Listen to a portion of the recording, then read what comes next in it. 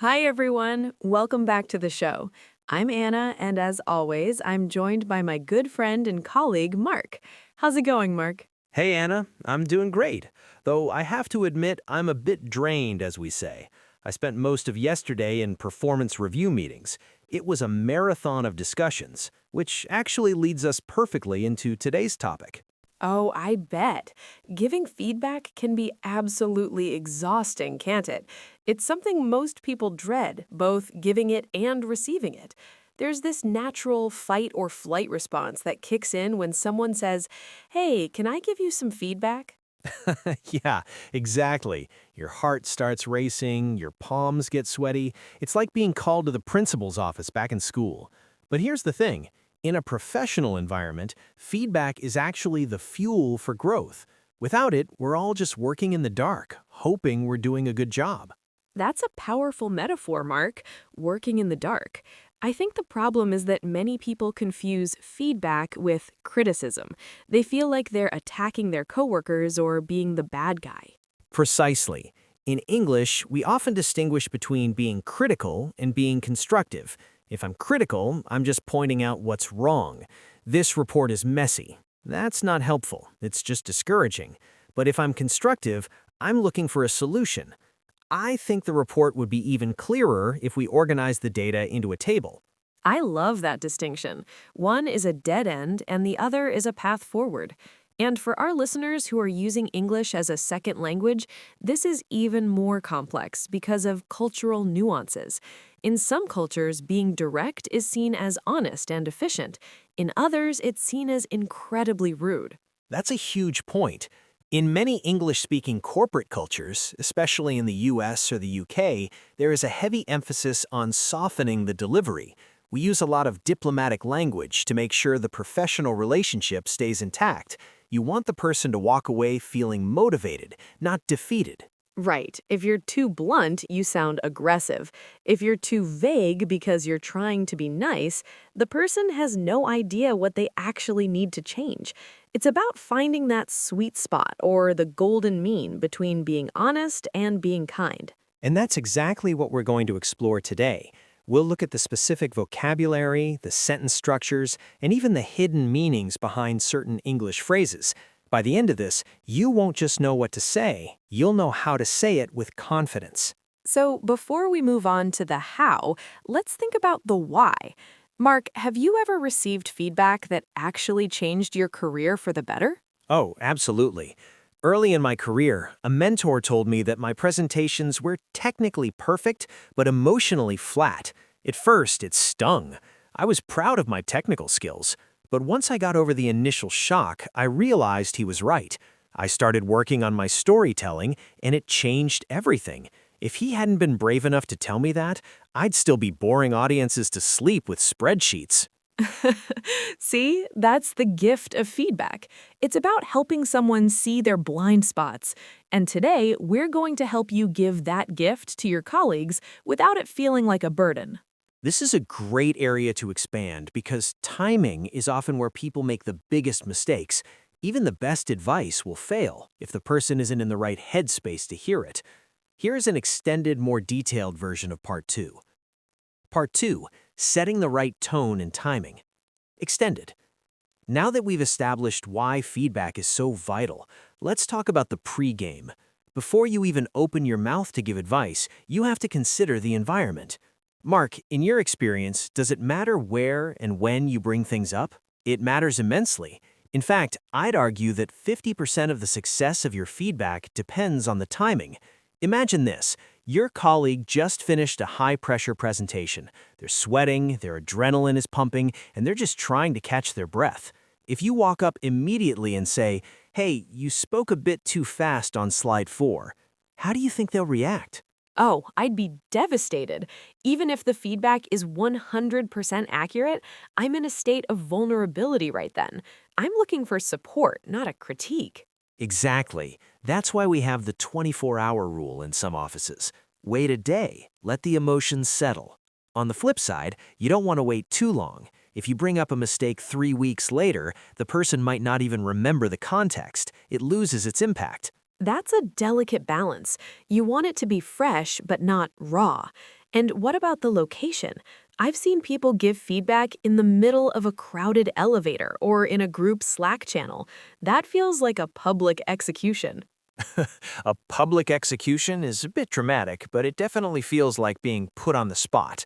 Rule number one, always keep it private. Whether it's a private meeting room, a one-on-one video call, or even just a quiet corner of the break room, privacy builds trust. It tells the other person, I'm telling you this because I want to help you, not because I want to embarrass you. I completely agree. And let's talk about the invitation. I think it's incredibly polite to give the other person a heads up. Instead of just launching into a critique, ask for permission. That's a very advanced move in English. It gives the colleague a sense of agency. It makes them feel in control. You could say, I have some thoughts on the project. Would you be open to hearing some feedback?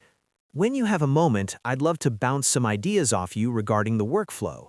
Bounce some ideas off you. That's a fantastic idiom. It sounds much less formal than saying, I want to evaluate your performance. It sounds like a collaboration. It really does.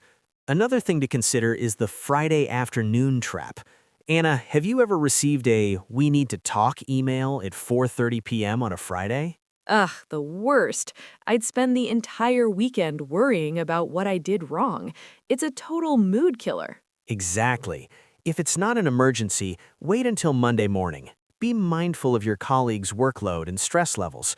If they are clearly swamped, meaning they have too much work to do, they won't have the mental energy to process your feedback. So, to summarize this part, check the temperature of the room. Is the person stressed? Is the setting private? Have you asked for their buy-in?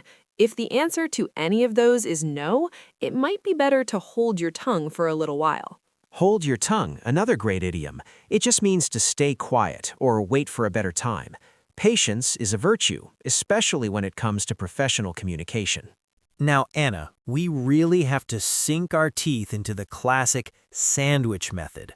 For those who might not have heard the term, it's a very popular feedback structure. You start with a compliment, the bread, followed by the criticism, the meat, and end with another compliment, the bread. The feedback sandwich.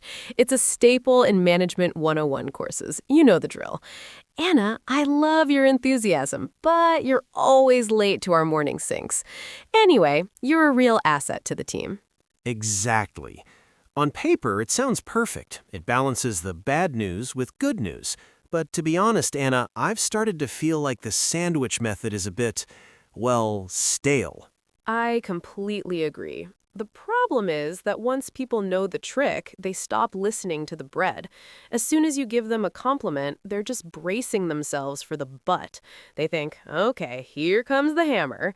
It makes the positive feedback feel insincere. That's the danger.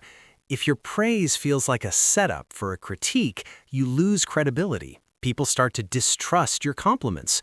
Also, it can lead to mixed signals. If the person only focuses on the bread, they might walk away thinking everything is fine and completely ignore the meat of the issue. So, if the sandwich is out, what's in? How do we balance being kind with being direct? I prefer what some people call the growth mindset approach. Instead of trying to hide the critique, you lead with the intent. You make it clear that your goal is to help them succeed. You might say, I want to make sure you're set up for success in the next phase of this project, so I have a few observations to share. I like that. It feels more transparent. You aren't playing mind games, you're being a professional. And instead of just sandwiching, I think we should focus on specific reinforcement. What does that look like in practice? Well, instead of a random compliment, you link the positive feedback directly to the area that needs work. Let's say a colleague's report was visually beautiful, but the data was wrong. You could say, the visual layout of this report is exceptionally clear. It shows you really understand how to present information.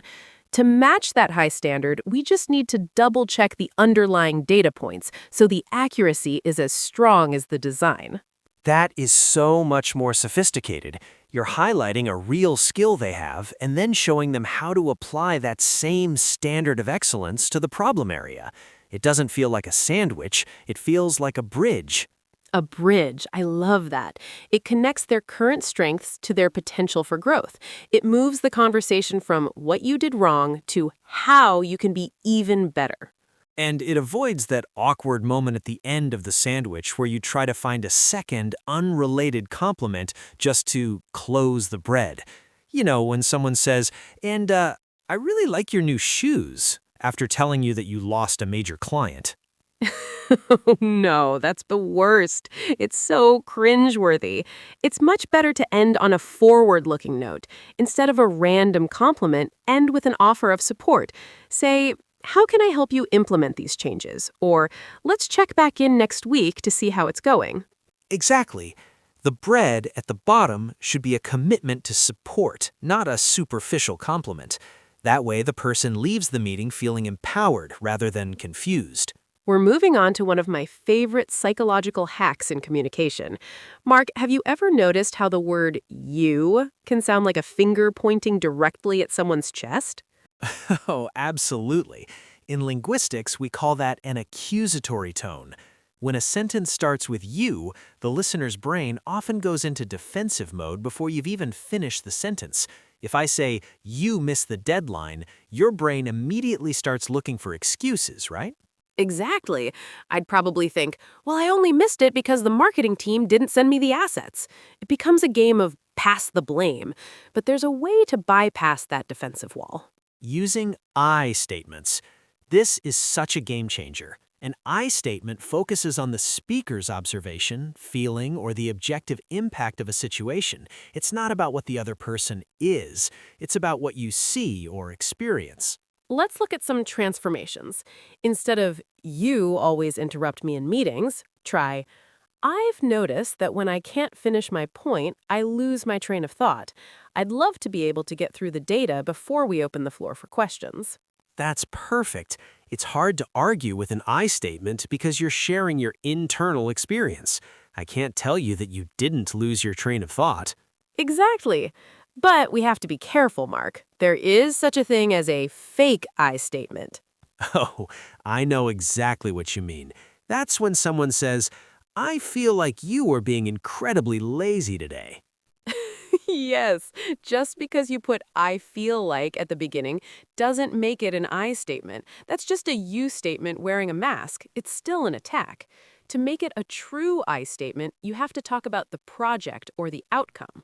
Right. A better way to handle that lazy comment would be, I'm concerned that we're falling behind the schedule we agreed on. I'm wondering what we can do to get back on track. See how that changes the vibe? It moves from you are the problem to we have a problem. Let's solve it together. It's collaborative rather than confrontational. And it's particularly helpful when discussing soft skills or behavioral issues. If someone has a tone problem, you don't say, you were being rude. You say, I felt a bit discouraged by the way that feedback was delivered in front of the client. It made me feel like our internal alignment was a bit shaky. Shaky. That's a good word. It means unstable. It describes the situation, not the person. Using I statements requires a bit of a pause before you speak. You have to translate your frustration into an observation. It's like a mental filter. It takes the heat out of the conversation. And for our B1 and B2 learners, using these structures actually makes you sound more senior and more professional. It shows you have high emotional intelligence, or EQ. Definitely. It shows you are in control of your emotions and that you value the relationship more than being right. We've talked about the tone and the I statements, but now we need to get into the nitty-gritty, being specific. Mark, have you ever walked out of a meeting thinking, I have no idea what they actually want me to do differently? Oh, too many times. I call that the feedback fog. It's when someone gives you feedback that is so airy and high level that it's essentially useless. Phrases like, be more proactive, or work on your leadership skills, or my personal favorite, just make it pop more. Make it pop. That is the nightmare of every graphic designer and writer. What does pop even mean? Does it need more color, a bigger font, a dancing cat? Exactly. Vagueness is actually a bit counterproductive. It creates performance anxiety. If I tell you to be more professional, you might start overthinking everything, your clothes, your emails, the way you drink your coffee, when all I actually meant was, please don't use emojis in client emails. That's a perfect example. To be truly polite and helpful, you must provide concrete examples. Instead of saying, your communication needs work, which sounds like a character flaw, try, I've noticed that some of our project updates are a bit brief. It would be very helpful if you could include a bulleted list of the next steps at the bottom of each email. See the difference there? You've given them a blueprint for success. You've moved from a vague criticism to an actionable request. I love that term, actionable. It means it's something the person can actually do starting tomorrow morning. A good rule of thumb is the what, why, and how framework. 1. What? What specifically happened? The presentation was 5 minutes over the time limit. 2. Why? Why does it matter? This meant we didn't have time for the Q&A session with the board. 3. How? How can we fix it next time? Perhaps we could do a timed rehearsal next week to see where we can trim the content. That why part is so often forgotten, Anna. People need to understand the impact of their actions. If they don't understand why a detail matters, they might see your feedback as nitpicking. Nitpicking, that's a great word for our B2 learners. It means focusing on small, insignificant mistakes. But if you explain the impact, it's no longer nitpicking, it's strategic alignment. Right. For instance, if a colleague is always 5 minutes late to a team meeting, don't just say, don't be late. Say, when we start 5 minutes late, we lose that buffer time at the end for creative brainstorming, which is the most valuable part of the meeting. Now they aren't just being late, they are accidentally stealing the team's creative time. That's a much more compelling reason to change. It really is. It gives the feedback weight. And finally, always try to offer a resource or support. Instead of just dropping the problem in their lap, ask, do you have the tools you need to make this change? Or would you like to see an example of a report that hit the mark? Hit the mark, another great idiom. It means to succeed or be accurate. By offering a resource, you're showing that you're on their team.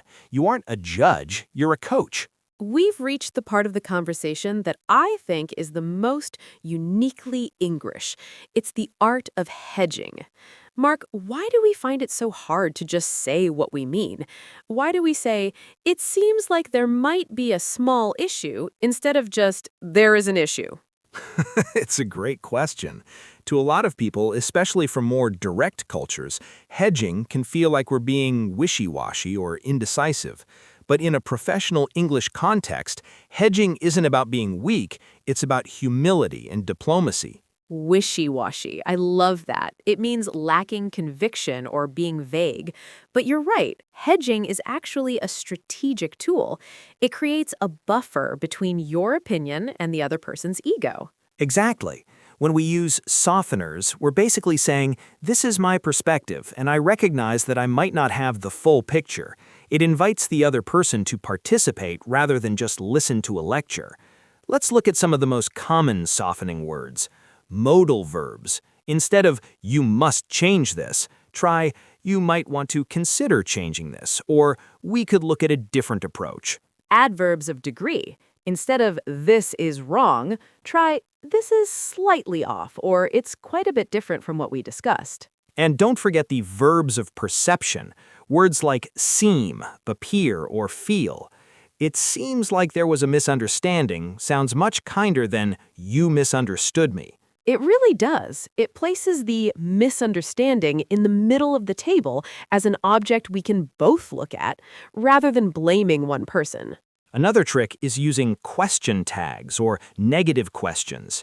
Oh, like saying, don't you think the font is a bit small? Instead of, the font is too small. Exactly. It turns a statement of fact into a shared observation.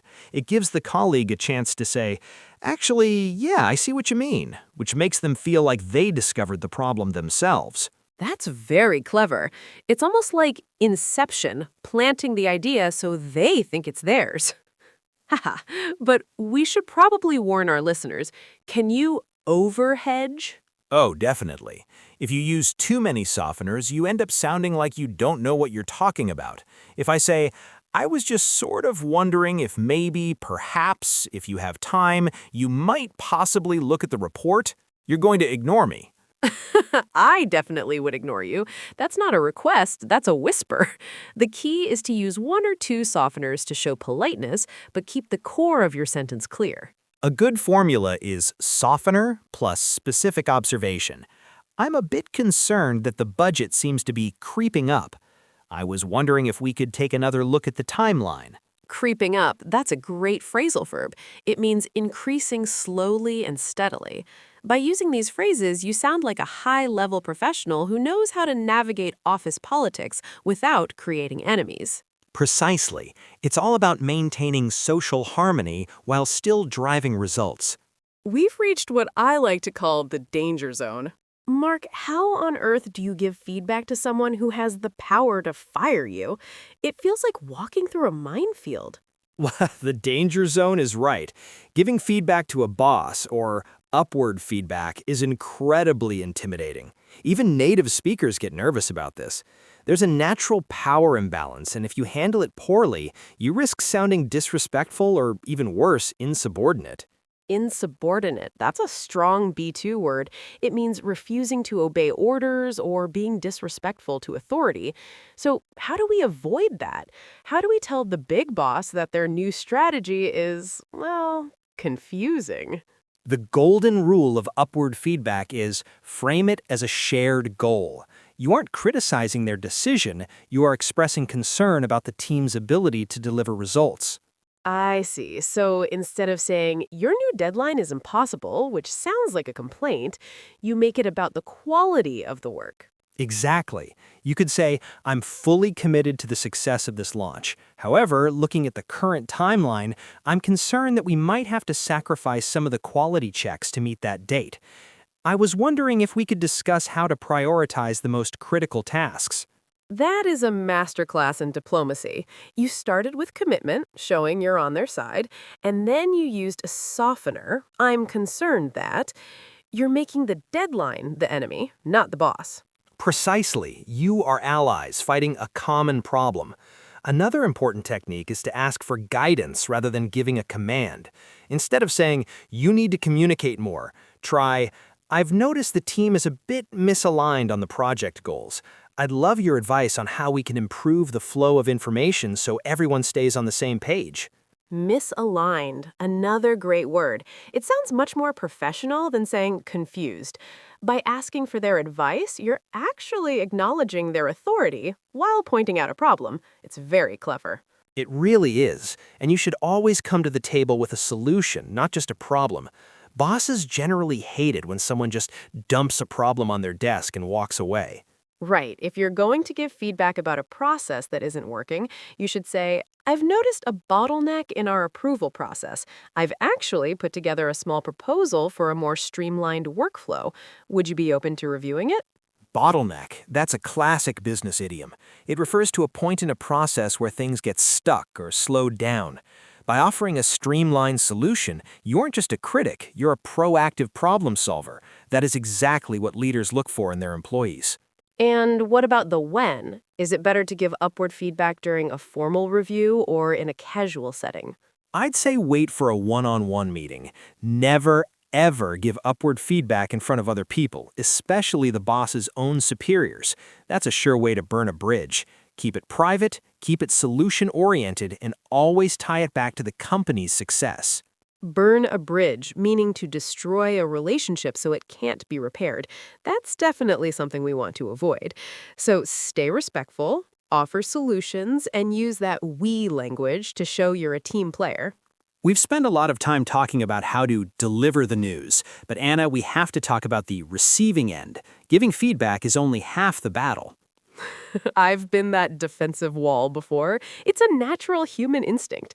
When someone tells you that you did something wrong, your brain processes it as a threat. You want to justify yourself, explain why it wasn't your fault, or, my personal favorite, point out a mistake they made recently. Whataboutism? That is the ultimate progress killer. If you respond with feedback with, well, what about the time you forgot the client meeting? You've just turned a professional conversation into a schoolyard argument. Exactly. So the first and most important rule of receiving feedback with grace is breathe. Don't respond immediately. Take a second to let the threat response pass.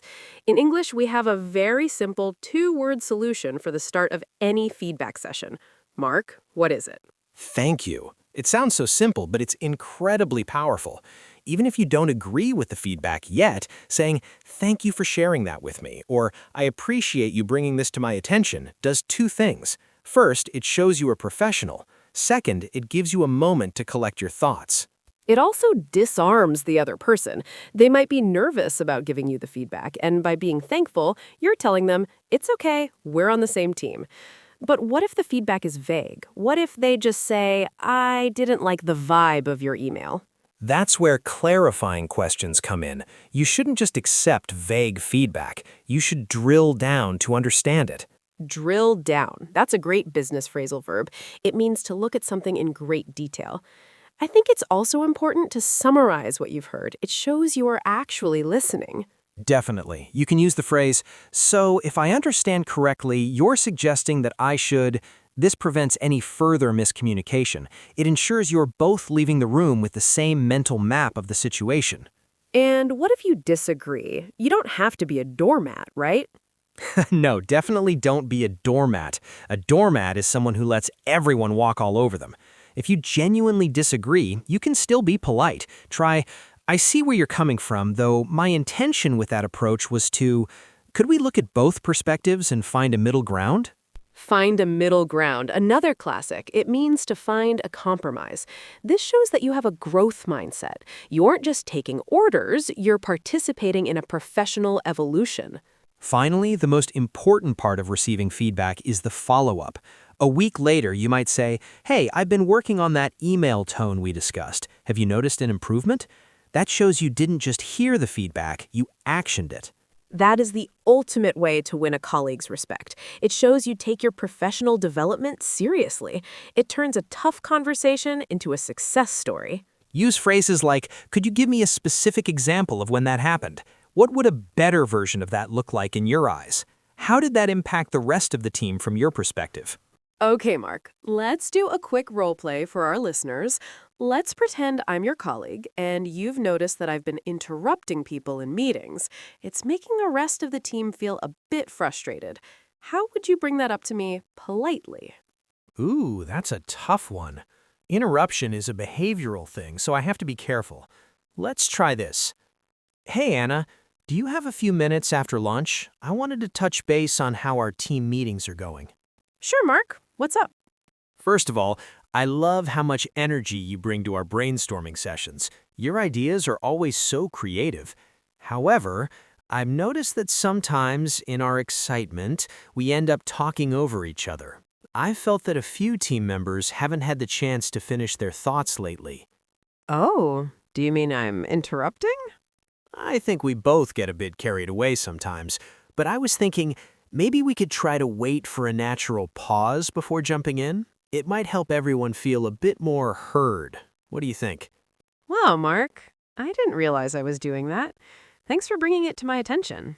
I'll definitely try to be more mindful of that in the next meeting. Of course.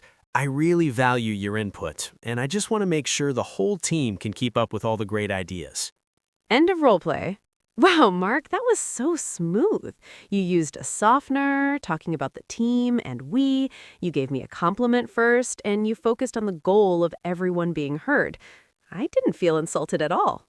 Thanks, Anna. It takes practice, but once you have those phrases in your back pocket, it becomes much easier. Absolutely. Let's recap the main points for our listeners. 1. Timing is everything. Ask for permission and find a private moment. 2. Focus on behavior, not character. Use I statements. 3. Be specific and actionable. Don't just say, be better. Say, how. 4. Use softeners. A bit, slightly, and perhaps are your friends. 5. Stay positive. Frame feedback as an opportunity for growth. And most importantly, remember that everyone is human. We all make mistakes, and we all have room for improvement. Approach the conversation with empathy, and you'll do great. Well, that's all we have time for today on Daily English Dialogues. We hope you found this helpful. If you enjoyed this episode, don't forget to hit the like button and subscribe for more English tips. And leave us a comment. Have you ever had to give tough feedback? How did it go? We'd love to hear your stories. See you next time. Bye, everyone.